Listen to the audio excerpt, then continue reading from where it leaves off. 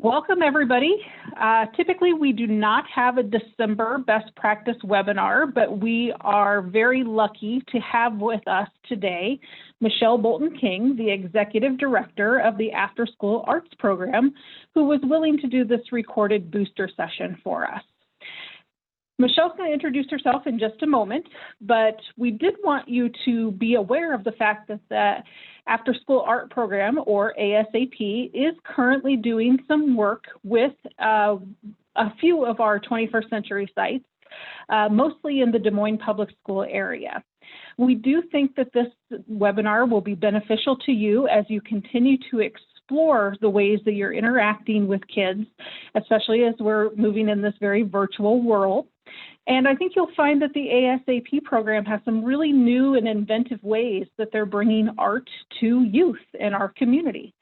So without further ado, I would like to introduce Michelle Bolton King with the ASAP program. Michelle. Thank you, Crystal, and hello to everyone statewide with 21st Century. I am really excited to be here today and tell you a little bit about what the After School Arts Program is doing in Des Moines and has the potential to do statewide if there is interest and if that seems like a good fit. So thanks for making time for me, and I will get right into it. So I am, as Crystal said, Michelle Bolton King. I am an arts administrator, which means I wear lots of hats and do lots of different things, everything from editing books for art museums around the world to being an adjunct professor at Drake University and teaching arts integration in education. But the most important thing that I do, and the biggest chunk of my time, is as director of the After School Arts Program here in Des Moines. That is a nonprofit arts education organization that started in 2007 and provides high quality arts enrichment programs free of charge to children and their families. We have worked specifically here in Des Moines since 2007, but are not limited from expanding beyond that if the opportunity exists. We specifically partner with organizations to serve children who may not have opportunities on their own to access high quality arts programs. And we all know that it is not always easy to afford a very high quality program or get to one because there might be transportation barriers or language barriers. So ASAP works very hard to try to break down those barriers and provide access as easy as possible for kids. We have been a 21st Century Community Partner since 2012 with Des Moines Public Schools and have been working since then, really year-round, with elementary school kids in particular. We do have some middle school programming as well, but the primary focus of our current programming is elementary. We partner with Des Moines Public Schools, the public libraries, Parks and Recreation Department, YMCA. We go where kids are to bring really engaging, fun content. We provide all the supplies. We pay our teaching artists so they are compensated and supported, which helps sort of nurture an entire ecosystem of creativity and productivity. So in response to COVID-19 and having all of our in-person programs basically canceled, we spent the summer developing a digital program line that we piloted over the summer with the public libraries and then really launched system-wide in a bigger way with Des Moines Public Schools this fall. And we've ironed out a number of kinks over the fall, and it just seemed like a wonderful time to try to share the opportunity out in case others are interested in potentially picking up what we're doing. So I would love to share, first of all, sort of the big question, which is why arts enrichment?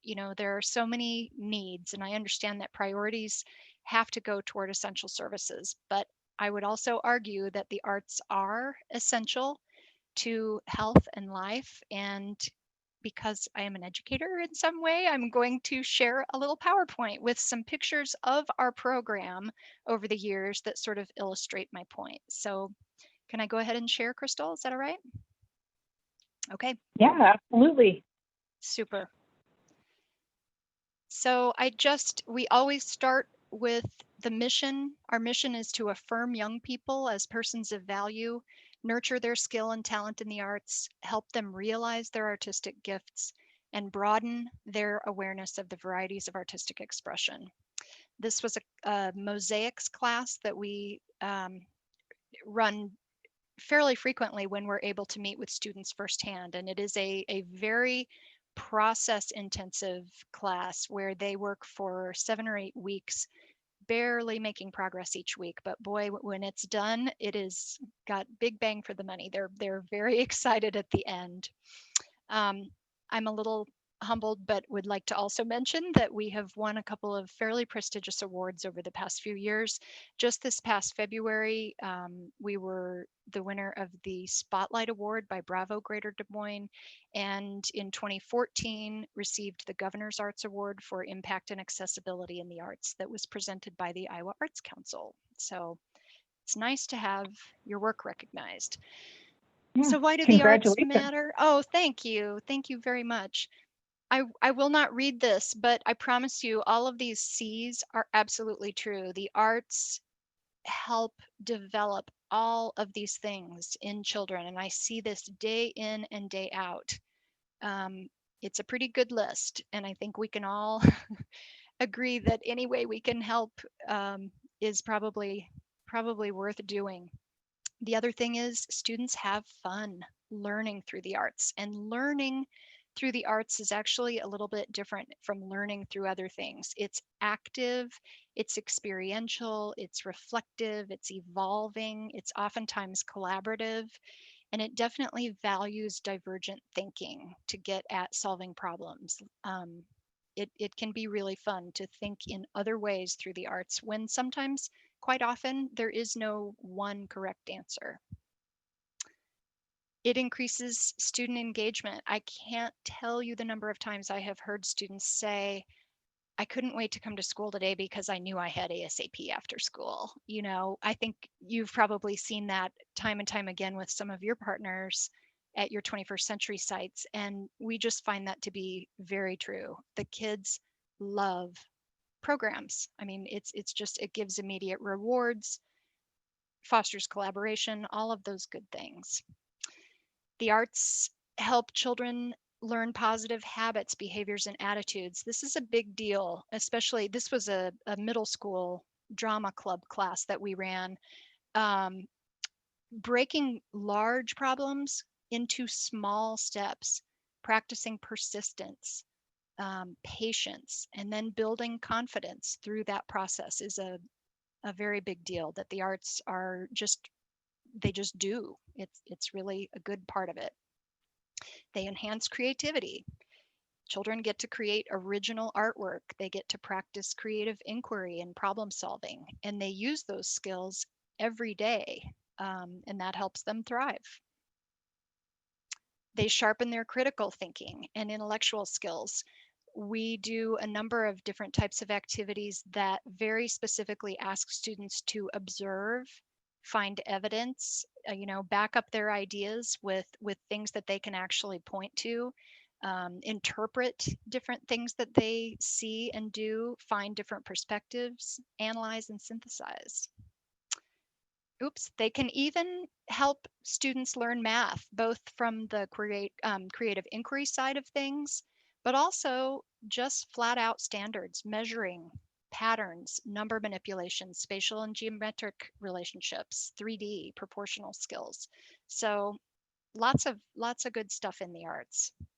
And of course, aesthetic learning is in some ways its own reward. When you see the joy on the children's faces and the just wonder about what they've made, what they've produced, it's very exciting and makes them feel powerful in their own right.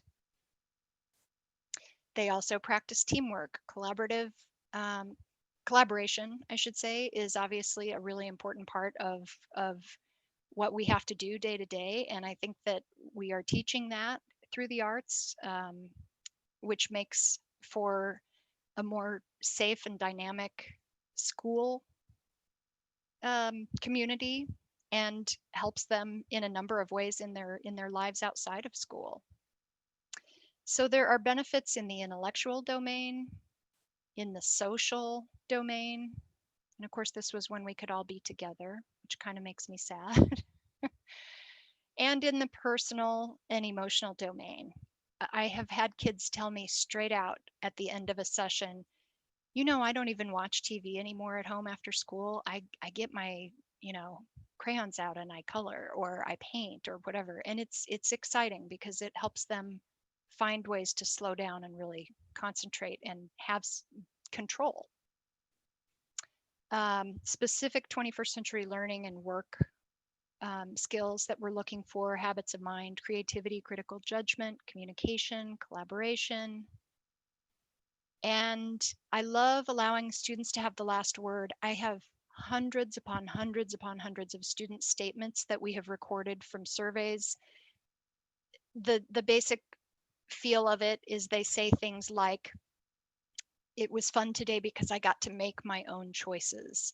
I was excited because I got to do something I'd never done before. Can't wait for this class next week. I'm really, really proud of myself. I didn't know I could make art. And ASAP made me feel inspired and happy and calm and so surprised." That's one of the things that's really just exciting as an administrator, is seeing the surprise on their face when they actually, finish their work and are like, "Wow, I didn't know this was going to turn out this way." It's a lot of fun. So I'm going to stop sharing that for just a half a second and see, Crystal, are there any quick questions that you have before we move on to how things have changed for us since we're doing digital? So Michelle, I do think that sites would be interested in kind of how the plan or how the program might be implemented. And I do think that you're probably going to be addressing that very soon. And I know that you have some videos that you'd like to show as well. So I'm wondering if maybe you wouldn't want to show a video, and then we can talk a little bit more about what that program implementation plan might look like. Okay, so yes, I'm hoping I can do this pretty easily. In developing our digital program, we realized that one of the challenges was to provide individual apportioned kits rather than any kind of supplies that needed to be shared. So we developed, this is really an ASAP supply kit, and inside of it, there's a place for the student to put their name. Inside of it is everything that they need, believe it or not, for 8 weeks in that class. Here would be one for painting, where they have their palette, a water cup. There are multiple pieces of paper in here and a canvas for the last project. Each one also has an accompanying paper resource that is a small brochure that gives step-by-step instructions for each of the projects, in case they're having trouble with their video, or in case they want to go back, and they can always rewind the video, or not rewind, but go back in the video and watch part of it again. But in case somebody prefers to read, along a side by side.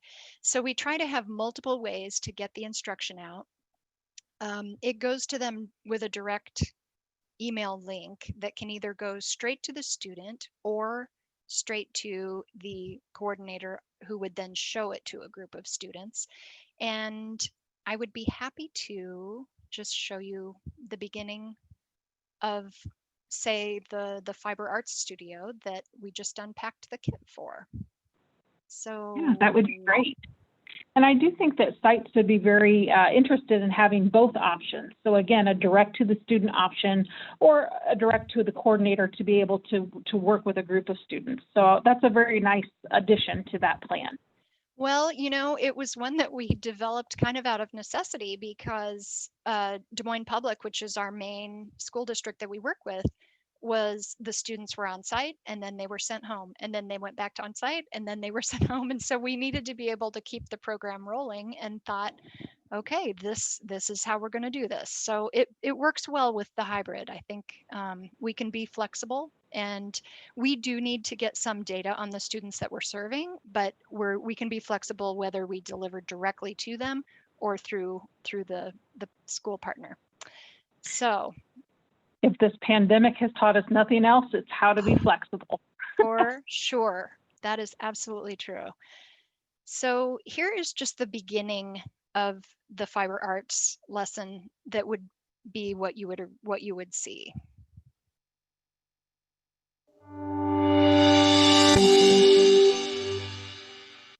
Hi, welcome to lesson 3 for the Fiber Arts Studio. I'm Paige, and today we're going to be doing string art.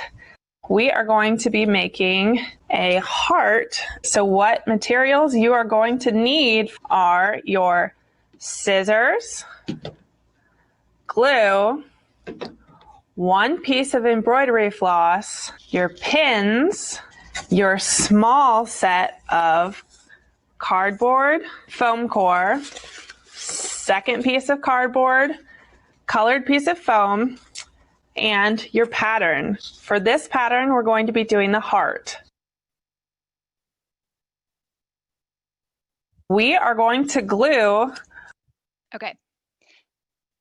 So I won't get too far into it, but my point in showing that specifically is that the kits that we provide have the exact same materials that the instructors are using in the videos. So there's no question about, I mean, it's not, we wanted to make it as simple as possible. There's no question about, well, is this the cardboard or is this the cardboard? You know, we tried to make it very straightforward, and they walk you through everything that you're going to need, and that is all very simple. And the way that that comes to you, I wonder if I can show what it looks like to receive an email. Bless you. So this is just my email inbox.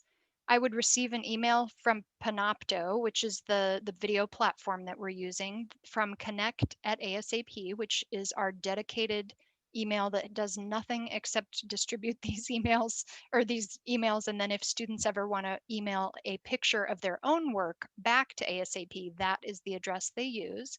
So we get a welcome back to Stories in Art. Make sure you have your supply kit out, and before you start the video lesson, click this link to watch a read aloud version of the book, Ish.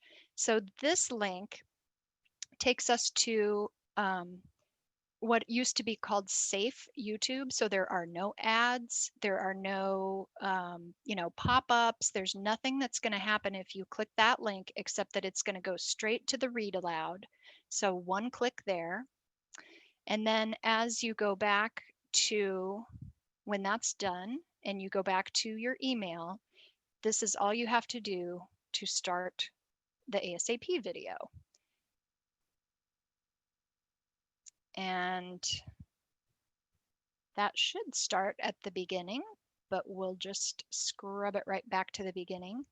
And here is the beginning of Stories in Art.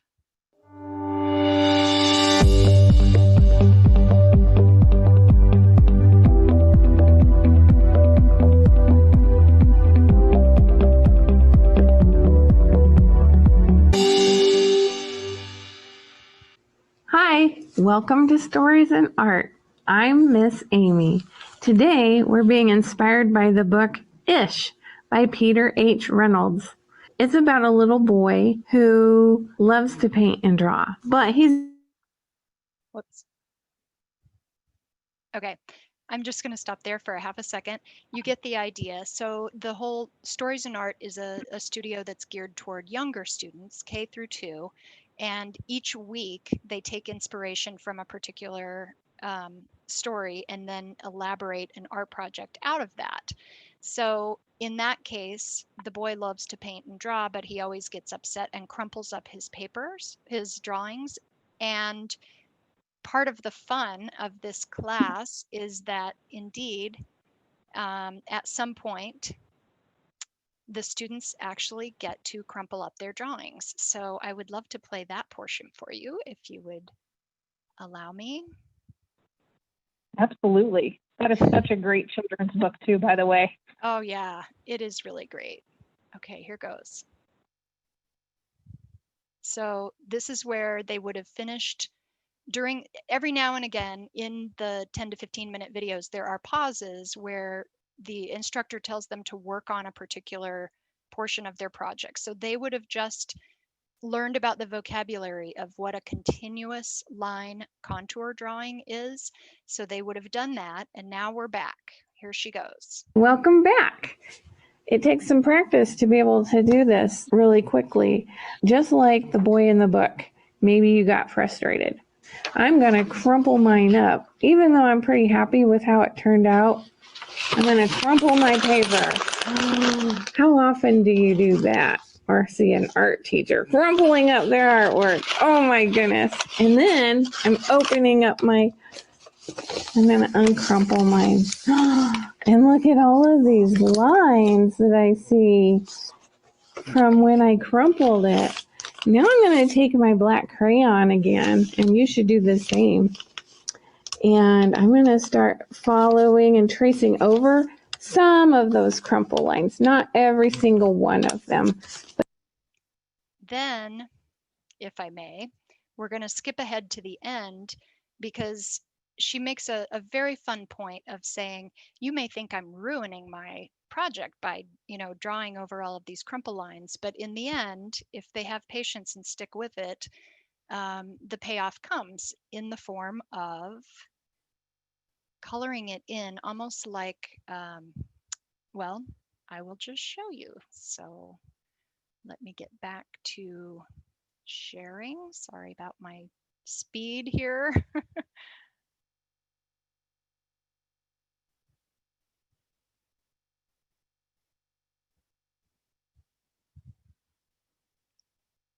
Welcome back. How did yours turn out? This is how mine turned out. And you can see after I spent a lot of time coloring everything in nice and solidly, a lot of those crumply lines kind of disappeared and it looks flatter now. All of these different colors, and now you can still see my flower. Actually, I went in with my black after I colored everything and kind of went over some of the lines that I wanted to show up a little bit more, mainly around my flower. So you get the idea. The videos are all between sort of about 9.5 and 14.5 minutes, but with multiple pauses in between where we invite students to take a short break or maybe go clean your water, dump your water and get fresh water, or take your time cutting this portion out. And if you're confused about what you need to do, just back the video up a little bit and watch it again. It's actually kind of a helpful situation with the video. So that all seems to be working fairly well. The other thing that we try to emphasize with the arts is that there doesn't have to be one perfect answer. Even in a program like painting, which I showed you the kit a little bit earlier, and there are specific finished products that you think, ooh, I want mine to look just like that. Our teaching artist is all of them are very good about emphasizing that there's not just one right answer, and that art is better when it is unique and when it is really your own. So we hear that message a lot. And I guess I don't know, I don't really need to play a painting one particularly, but I would like to share to show some variety. We also have a capoeira program, Introduction to Capoeira, which is a Brazilian martial art that combines dance, music, acrobatics, and even a little bit of Portuguese language. It's a lot of fun and very different from the other things that we have on offer right now. So if I can, I would love to just play a minute or 40 seconds or so of that intro video. Is that okay? Yeah, absolutely. And I think that's a good reminder for us too, that, you know, visual arts are certainly great, but performing arts are important to building that self-esteem in youth as well. Absolutely. And normally in a face-to-face situation, we would have a lot more opportunity with music and dance and drama. And we are developing a drama and storytelling program that will have some creative movement built into it for the spring, which we'll see in a little bit. But the one that we were able to get kicked right off this fall is capoeira. So this is what that looks like, just a little bit.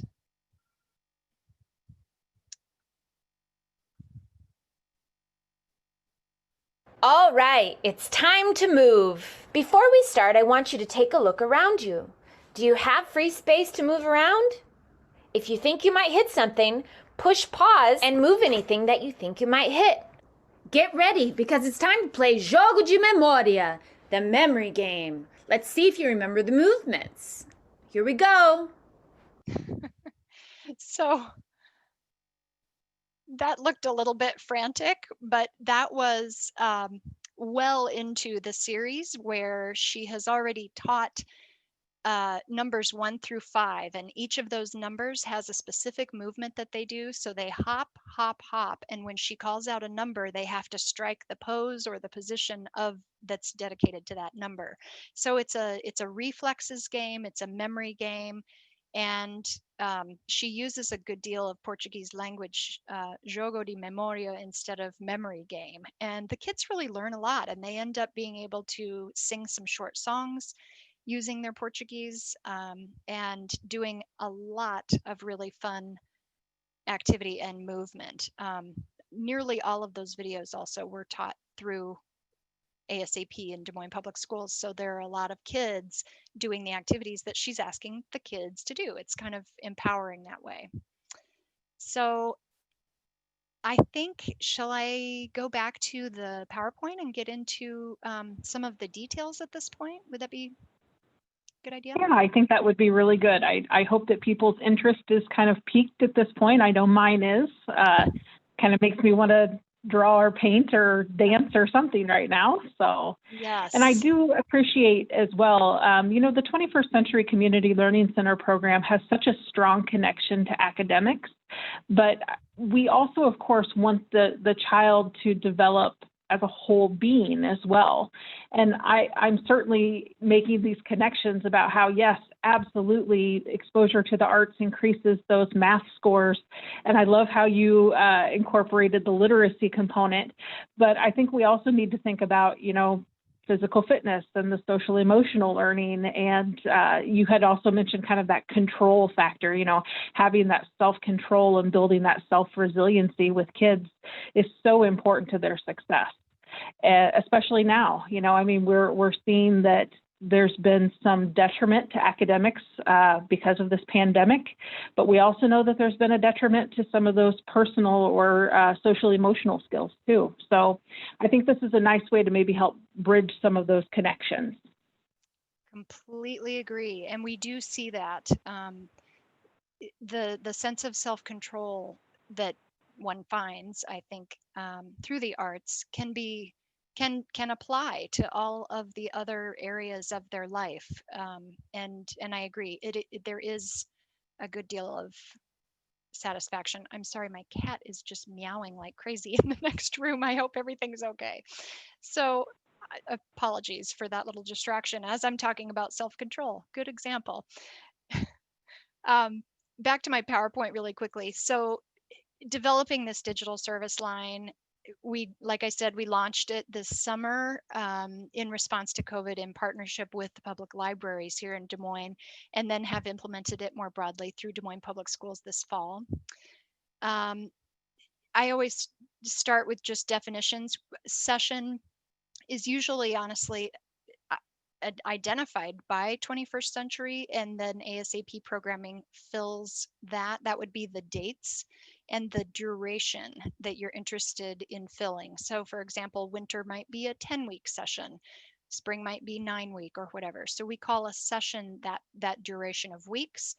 We call a studio, that's sort of our overarching largest term that describes what some people might call a class, but we call a class an individual weekly unit. So a studio is the multi-part piece that is thematically coherent, whether that be an exploration of one particular arts medium, whether it is a more fun thematic, like we are going to see in a little bit. There's a class this winter called The Four Seasons that does a variety of different things, but takes us through the 4 seasons of the year. The classes are designed to be age appropriate for either K2 or 3-5.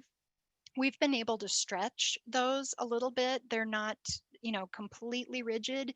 If you've got a second grader who has, the maturity to be in an older class, we don't care. That's fine, and honestly, a lot of our classes can stretch into older grades as well. Those were kind of designed for Des Moines Public Schools needs, but also they work really well in terms of development. Usually ASAP has been offered once a week, like a particular studio is offered once a week over a period of weeks. And for our purposes with supplies and so forth, kind of the ideal number of students is 10 to 12 per studio. That has been our traditional model for in-person classes. I know with virtual classes, some of that is stretching into 15, and that's fine as well. We can be flexible with that. Then a class or lesson or video at this point are all kind of the same thing. And each individual unit typically is not going to be a standalone. We do not do a lot of one-off workshop type things. We really are more about classes that develop skills over a period of weeks. Even if the projects are done in one session, which sometimes they are, and sometimes it takes 2 or 3 or even more. The videos, as I mentioned, are 10 to 15 minutes long with several pauses built in, but they are intended to fill an entire hour of engagement or activity. Like, I don't think any of them, I can't even think of one where you would be done with the activity in 10 minutes. They really are supposed to be for an hour. And so the way that we're looking at that, as if a studio is 6 classes, that means it is 6 hours. And then supply kits. We're providing all of them, as I mentioned, so that the kids use the same materials they see on the videos. They get to use the same bag each week. Nobody's touching their stuff. And truly, it is everything they need, all the way down to a pencil and an extra eraser, because we don't take anything for granted. We don't want to leave anybody out or provide additional barriers to participating. And studios come with 12 kits unless we arrange for that in advance. So ASAP provides, in this situation, the arts enrichment. Our teaching artists are paid. They do undergo training and background checks, and we do professional development. We brought on a consultant this summer to provide PD on online teaching. We do diversity, equity, and inclusion work. We do arts integration work. The studios are designated for specific ages and cover a variety of subjects and mediums. We provide the kits, everything you need, soup to nuts. We provide, I want to say, the potential for a connection with caring instructors, because while that was a part of our original design, we haven't figured out how to do it yet that works for our school partners. They are using Microsoft Teams, and reports are not terribly successful at this point about connecting with community partners. So we're just being patient. We understand there's a priority that has to happen with meetings. Right now, we're doing video recorded, but we do have the potential, and our instructors are certainly willing if we can figure that out. We provide student satisfaction. The kids get to keep all of their original work. They report positive changes in themselves, which is exciting, including growing confidence, creativity, and happiness. We provide experience and accountability. As I mentioned at the top of the session, that we've been a 21st Century partner since 2012, so feel very honored and good about understanding a little bit of the structure and expectations there. And then we think that we are a pretty easy partnership. Our programs are ready. Kits are simple to distribute, and our billing is pretty straightforward. We can do PayPal, we can do ACH, or we can take a check. What we ask our partners to provide, and this is probably like everybody's elephant in the room right now, yeah, but what do we have to do? A person is usually the most important thing. Somebody who can be the liaison with ASAP, since we cannot be there with you in the room. You would communicate with us, you would select your programs, let us know when you wanted them. You would recruit and enroll the students who are demonstrating interest, talent, or need for arts enrichment, which I would argue is nearly everybody. You would coordinate distribution of the supply kits, whether kids are on site or if they're at their homes. If you did, like, I know here in Des Moines, our schools have done pickup days where the parents or families come to the school and pick up the supplies they're going to need for programs. So we can do things that way too. You will provide, if you want us to send the emails directly to students, like if your district is a one-to-one with technology, or you know that that's not an issue for kids, you would provide us those student emails through the district and help us ensure, if that's just telling me who I need to call, to make sure that we're not blocked. That was a kink that we had to iron out with Des Moines Public. And it was a one-click situation, but it was an important one. But we'll think of it in advance this time. You would help us sort of set up some agreeable payment system and then approve or process our invoices on a quick basis after you get them. And we do the cost for programming is $80 per hour, and that includes everything. We sort of agree to that at the time of booking for a certain number of classes, and then it's paid at the end of the session. We would love your feedback at any and all times about how things are going. And then if your students are meeting on site, you would also be asked to make sure that there was an appropriate space for them. For example, if they're doing a visual arts class, they're going to need flat tabletops. If they're doing capoeira, they're going to need an open space, whether that's a gym or a library or a cafeteria or even a classroom. In order to show the videos, you need a computer or projection system, and then a very small space to safely store the supply kits that the kids can reach week after week after week where they haven't been opened or tampered with. And that's kind of it. I broke up what's available right now into the grade levels. So in grades 3 through 5, we have a really fantastic sort of technique collage class that builds week by week. They end up with multiple finished products, but it's kind of abstract and really wonderful. That is a 6-hour class. The painting studio, because they finish a project each time, we have a 2-week version of that, and we have a 6-week version of that. So there's a little bit of flexibility built in there. Capoeira, down at the lower left, is between 6 to 10 hours variable. In other words, they could get the basics and really do well in 6 weeks, but we also have an additional 4 lessons that sort of push a little bit further. We have a really fun class called Eco Sculpture that is either 2 that should say 2 or 4 hours. Sorry about that, not 2 to 4 hours, because the 3 and 4 are one piece. This is some of the projects in this class are based on the artist Alexander Calder, but they use items that are found in nature and the recycling bin that we provide because they're clean and we have them all already into kits. But they're that is a very fun experimental sculpture class.